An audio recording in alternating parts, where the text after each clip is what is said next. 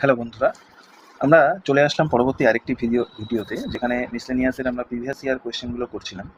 তো গতবারের miscellaneous question যেটা 2024 সালে প্রিলিমিনারি এক্সাম হয়েছিল, সেইটারই আমরা প্রিভিয়াস ইয়ার করছি। আজকের কোয়েশ্চেনটি আছে প্রফিট অ্যান্ড লসের উপর। তো দেখা যাক যে আজকের কোয়েশ্চেনটিতে কী আছে। A medicine wholesaler allows discount of 20% to his customer and still gains 15% on cost. If the maximum retail price rupees 550, then what is the purchase price of the medicine? Now maximum retail price, that is MRP is 550.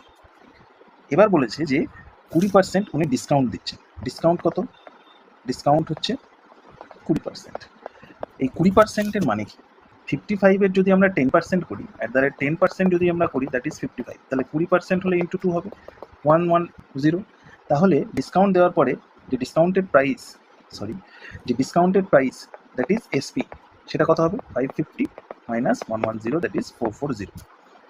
এইবার বলেছে যে এতেও still he gains 15% on cost price.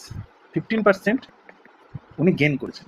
15% মানে 15/100, that is 3/20। তার মানে 20-এর জিনিস উনি 23-তে উনি বেচেছেন। তার মানে আমাদের এখানে যেটা, এইটা যদি সিপি হয় তাহলে এইটা এসপি হবে, আর আমাদের এখানে এসপি কত? 440। তাহলে 23-এর ভ্যালু 440।